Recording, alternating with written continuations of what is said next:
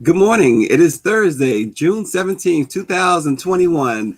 Welcome to another edition of Let It Be Known.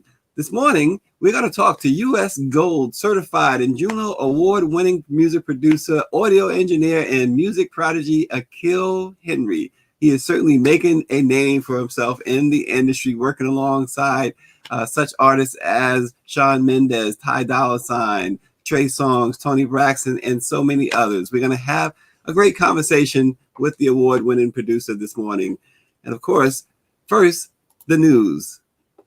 According to the nonprofit Human Rights Watch, more than 200,000 women incarcerated in the United States, and at least 15% of them have suffered sexual assault behind bars. These assaults occur primarily at the hands of male correctional officers who can perform strip searches at any time, watch as women shower, and use the toilet. Further, the number of assaults reportedly is likely much lower than actual because most inmates fear retaliation from guards and supervisors.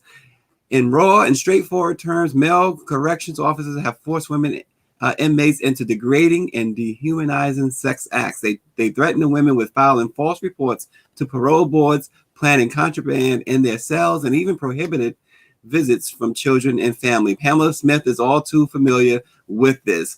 She has been on a crusade for 25 years. She was raped. She says she was raped in a Tulsa, Oklahoma facility, and while serving a 20-year sentence for check and credit card fraud. The Tulsa Community Correction Facility has denied the allegations, but Pamela Smith has been on a crusade not only to bring attention to her case. She has filed multiple suits and have taken her case all the way to the Supreme Court, but she's fighting for others like her. As the Human Rights Board says, at least 15% of the incarcerated women in the United States are sexually assaulted by prison guards. And so we will be following the story of Pamela Smith throughout. You can check her story out on blackpressusa.com. Also in the news this morning, imagine the incredible experience a teacher could provide to students with virtual reality headsets, digital microscopes, robotics equipment, and $25,000 in new technology. It's a dream come true, said one teacher, Jennifer Terrell, who is the senior project manager for Oak Ridge Institute for Science and Education. It's a K-12 STEM education program, which is managing CIA Mission Possible Classroom Transformation. ORISE is the acronym.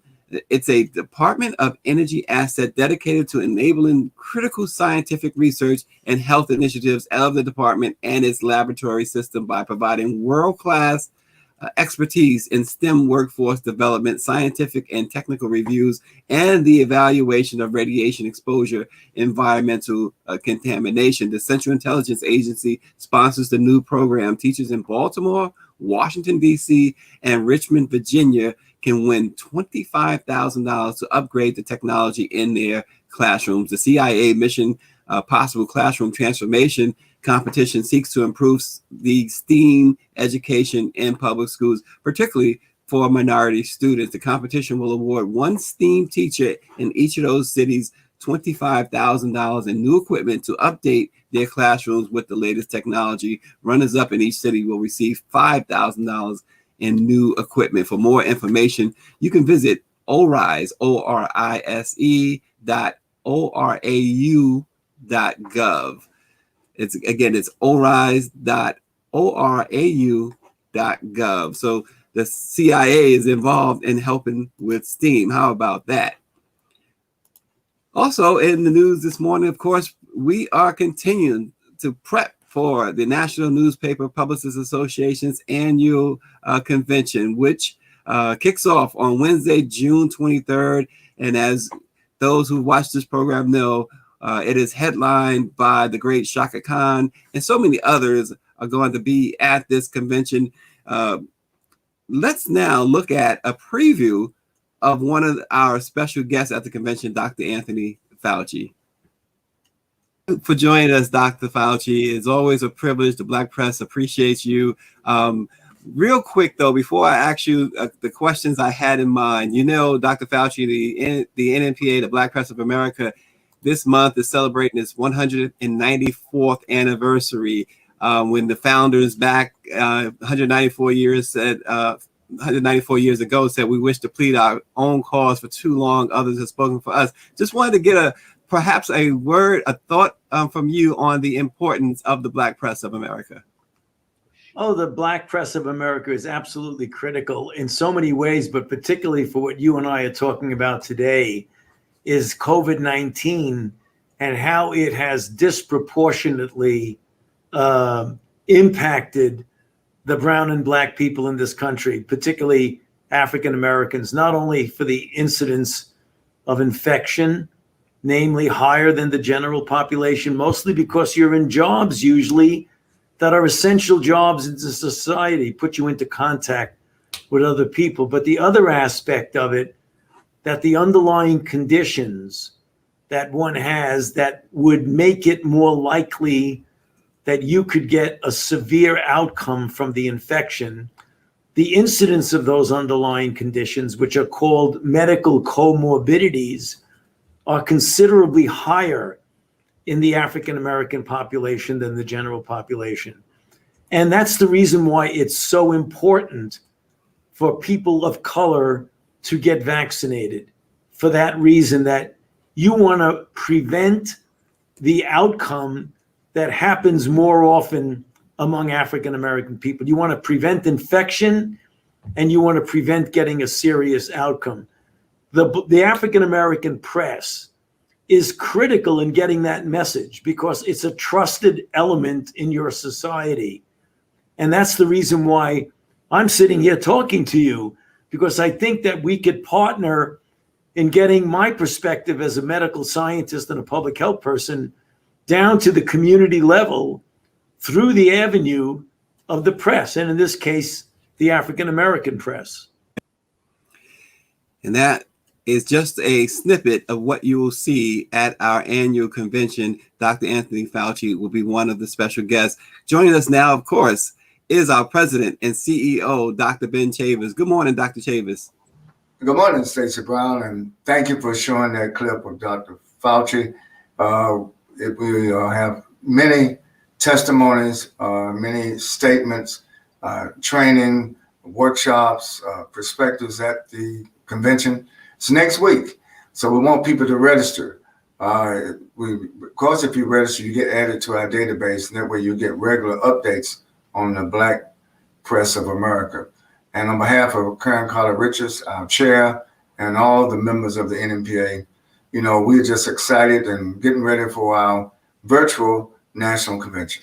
Yeah, and people can register at www.virtualnmpa2021.com. Jackie Hampton down in Mississippi at the Mississippi Link, she's watching this morning, and she says that we appreciate all that Dr. Fauci does for his message regarding the Black press. And Cheryl Smith says, let's hear it for Juneteenth. Cheryl Smith, of course, is the publisher of the Texas Metro News and iMessenger Media. And all of these folks, Dr. Chavis, you're seeing on the screen now, John P. Key there, Philip Bailey, all a part of our national convention that starts June 23rd. And yes, Cheryl, Juneteenth, right away, the House acted immediately to pass that legislation making Juneteenth a national holiday. So they moved fast on that, Dr. Chavis. The Senate passed it and the House acted immediately. Absolutely, absolutely. And the signing ceremony, in fact, is scheduled for 3 o'clock this afternoon. And so it will officially become law. So it's happened, Cheryl Smith. And what else is happening? Well, our special guest. This morning, we talked to award-winning music producer, audio engineer, and music prodigy, Akeel Henry. Good morning, Akeel Henry. Good morning. How you doing? Good to have you. Brother Henry, welcome to the Black Press of America. Thanks for having me. Akeel, you've already worked with so many people. We ran down the list earlier: Toni Braxton, Trey Songz, so many others. And you're just really starting out. Tell us about how you got started. Well, I'm from Toronto, and I was just working with a bunch of producers out there, mainly as their keys, like because I play piano, mainly as their keys guy, and eventually stuff just started to stick. So we would just send things out at first, and then that's kind of how I got my foot in. Yeah, and it is Black Music Appreciation Month, all month long. We have been recognizing that. What does that mean to you in the business that it is Black Music Month? I mean, I think it means a lot. Black music, of course, is the popular music right now. So like it's very important to shout out Black people. Yeah. Yeah, absolutely.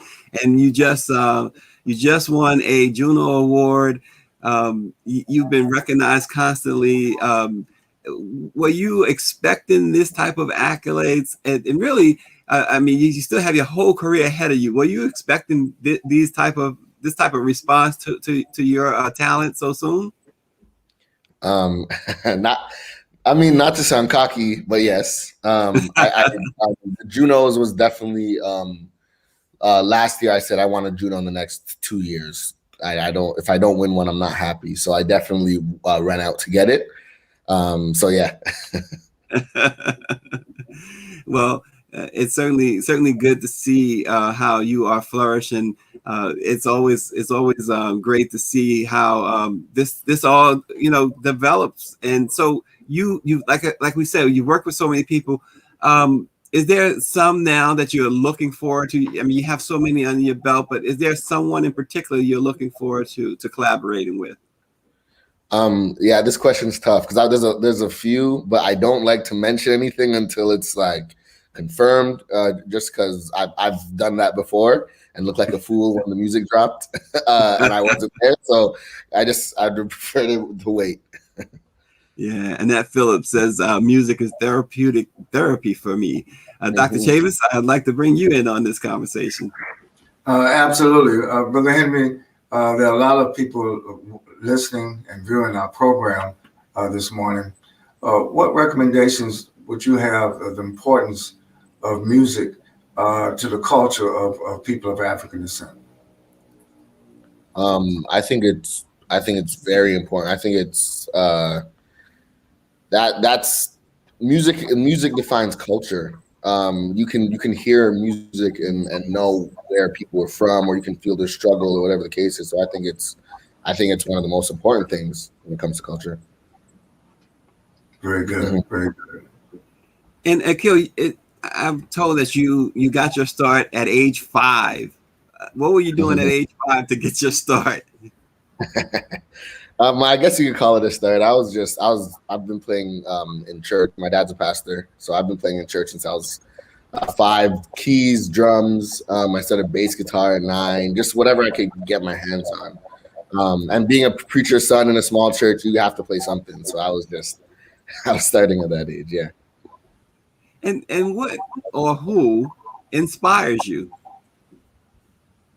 Oh, I feel like everything, man. I'm at the point right now where I listen to any type of music, any genre that kind of just inspires me that day. There's not one specific artist or one specific genre that I'm listening to. It could be anything on any given day that I'll look for to get some inspiration. Yeah, and is there any producer that you have looked up to while growing up, saying, "Yeah, that's him. I'm gonna be as good, if not better than him," or "That's who I aspire to be"? Well, growing up, it was obviously the bigger guys in the city, so the Boy Wonders, T-Minus, and those guys. Right now, I'm looking up to this D-Mal, who's going crazy right now. He's just produced the Silk Sonic "Leave the Door Open" song. He produced a bunch of her. He's been just winning award after award, and he's also very musical like myself. So I get compared to him a lot, and I definitely would look like to go in that direction. Yeah, and Akeel, what are some of the trends? You're behind the scenes. You're producing some great stuff. But what are some of the trends you're seeing going forward? As we know, when we think about years ago, when we talk about hip hop, for instance, there was many, as Dr. Chavis would say, player haters, right? They didn't think hip hop would last. Now you can't make it seems like you can't make a hit song without it having a hip hop hook. What's the trends you're seeing right now? Yeah, definitely. Hip hop is definitely still right now like pop right now. You need to have a kick that's hitting pretty hard, and a snare that's knocking, and some rhythm in your vocal right now to get people's attention. So yeah, I would say it's as prevalent as ever right now. Yeah. Mm-hmm. And as a producer, what do you look for when an artist comes to you or someone sends you a song to work on or work with them on? What are you looking for? If somebody sends me a song, I care about how it feels. I've heard some songs that they're doing all the right things, but for some reason it doesn't feel right. Like, I care about how like music makes me feel. If I don't feel anything, then I can't guarantee I can make other people feel something from it. So it's literally just a feeling for me. Wow. Okay. That's interesting, because we had a recent guest talk about the same thing, that feeling, right? That music you have to have. Musicians are interesting people. You know, you guys are generally your thought pattern is not the same as, you know, the everyday guy, right? So explain that, because you know, I know artists, you create, but explain this this wavelength you have to be on to be at your best. Well, I feel like I don't know. That's a tough question. I feel like as a producer, I'm just creating every day. I'm trying to make sure I keep myself creative. I can't just be in the studio. I have to be doing other things that just keep me creatively flowing. Listen to as much music as I can. Just really focusing on keeping my creativity on 10, which is like hilarious. And it's different. Like, every day is just different. It's so hard to even explain that. Yeah. And Akeel, you worked on a lot of projects, but of all the projects you've had the privilege of working on, which is your favorite and why? So there's an artist that I'm developing named Looney. Now, it's not the biggest music I've had, but millions of streams nonetheless, and it's been going well. And that's my favorite just because I'm all over that. Every song she has, I've produced. And she's actually dropping an EP next week. And like just already the response on the singles, millions and millions of streams. And it's like that, even though it's not as much as the Toni Braxton, Trey Songz, other songs that might have, it's like it's fully me on the entire project. So I'm just like the proudest of that. And as a producer, Akeel, we're talking to Akeel Henry, Juno Award-winning producer. Akeel, as a producer, when you're working with an artist, is it a relationship that you have to connect with that artist in order to be successful, or is it just that you just go to work? It depends on the artist. Some artists are super open with their lives, and they really want to get deep and make something personal to them. Some artists just come in and want to make a song. So it just depends on. I kind of feed off of their energy. Some days I'm just going in, making something cool. I need to make sure I'm feeling it, but sometimes it's just for them just another day. Yeah, Dr. Chavis.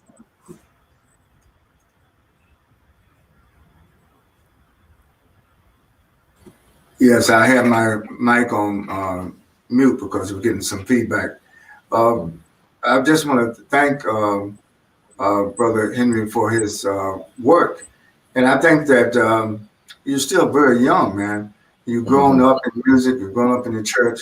The question I have for you was the relationship between the Black church. It seems the Black church is a cradle for so many of our great musicians, those who are producers, those who are performers, those who are singers, people behind the scene, and those in front of the camera. Can you talk about how important your roots are? You mentioned that your father's a pastor, so you're a PK, preacher's kid. But just enlighten our audience of the importance of the Black church. I know in the Black press grew out of the Black church. So just talk about a moment, the importance of the Black church being that cradle for your music career?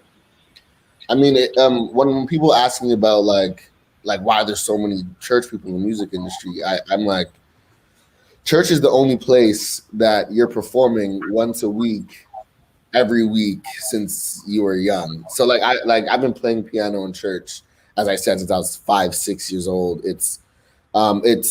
You're going to develop a certain connection with music because as you were growing up, you were like, as you're learning your maths, you're also learning music, and you're just growing up in it. And I was so involved in the church as well, being a PK and everything. So it was just any prayer meeting we would have or anything during the week, I'm playing as well. So I was just always on the instrument, and it's instrumental in where I'm at right now.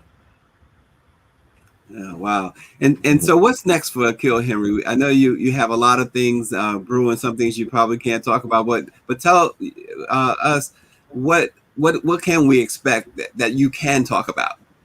Right now, recently I signed a deal with Babyface, so I'm working with him on some projects, and there's some really cool projects we're working on. That's all I can really say. There are a couple artists that I might be taking under my wing. I'm still trying to figure that stuff out, but I'm excited about the full length projects I'm probably going to be taking on as well.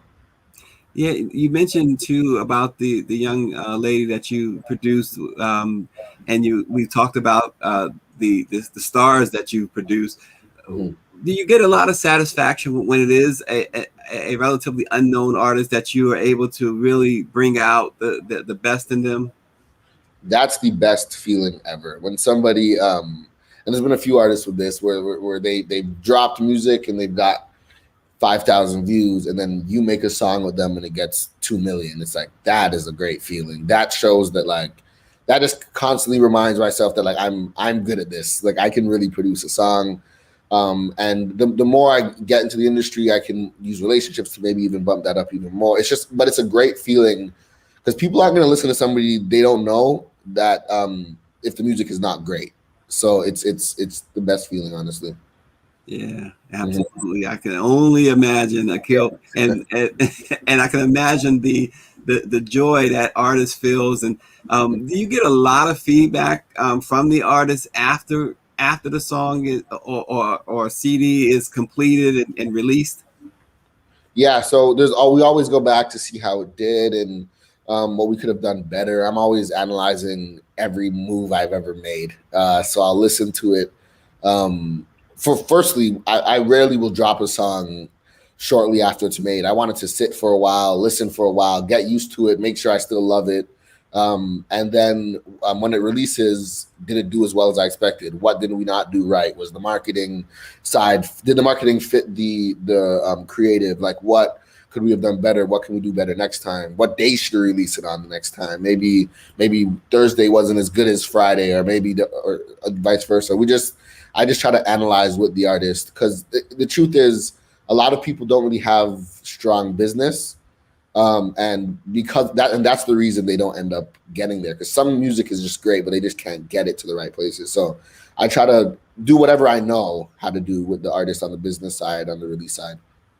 Yeah, and is there one thing specifically that you learned throughout the years that you feel like you should pass down to others, a bit of knowledge that you can lend to others to help them? I wish somebody told me this before. When I started, don't make music that you think people will like. Just make music that you like. Because if you like it, people will like it. And I was chasing for years, making beats like other people would, and it just wasn't as natural to me. Now I just make music that I like, and a lot of people like it. So it's the best advice I can give. Yeah, and real quick, before I throw it back to you, Dr. Chavis, Akeel, record sales or radio play used to be the standard for the success of a single or an album. You've mentioned views several times. Have views or streams replaced sales in radio play as the measure of success? I feel like, yeah, in a sense. I mean, radio's still big, but in terms of like success from the fan perspective, I notice people just look at the numbers. That's what people like. The younger generation, they're just like, how many streams do you have? How many monthly listeners do you have on Spotify? If that number is low, you're not big. Even if you're playing on radio or whatever the case is, it's not really big. Yeah. Dr. Chavis? Akeel Henry, you are a blessing, not only to the industry, but to our community. And those of us in the Black press of America, we salute you, not only for your talent, but your commitment. And, tell your father he's done great with his son. I will. Well, Akeel Henry, we certainly appreciate you dropping by the Black Press this morning and the National Newspaper Publicists Association.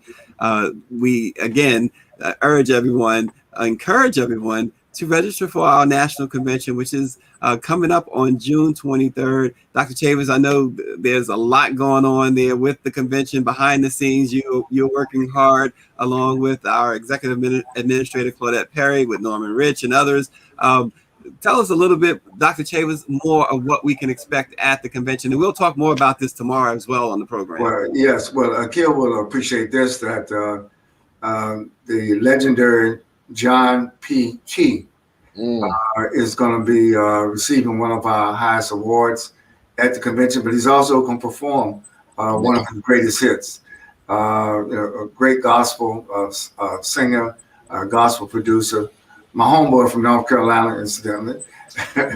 So yes, and because we have a wide range, and then we have the lead from Earth, Wind, and Fire is getting a Lifetime Achievement Award. Shaka Khan is not only performing, but also getting a Lifetime Achievement Award.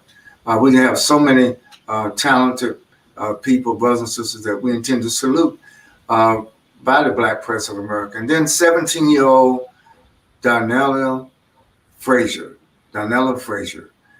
who took that video last year of George Floyd's murder. We're giving her the Ida B. Wells Freedom Fighter Journalism Award for her courage at the age of 17 to take that video that has changed the world.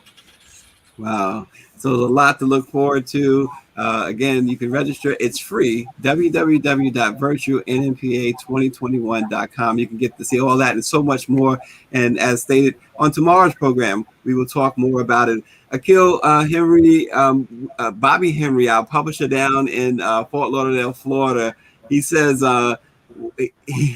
"What's up, y'all?" He knows he's late, but he says, "My kinfolk," he's talking about you, Mr. Henry. You guys share the same last name, and he's happy about that. Team Henry, yes. Team Henry, I like that. Again, don't forget to register for the NNPA's annual convention. Thanks so much for joining us, Akeel, and we certainly will continue to follow your career as you continue to ascend to music greatness. We appreciate that. And let it be known, an ancient proverb says, "As apples of gold and silver carvings is a word spoken at the right time for it." We will see you tomorrow.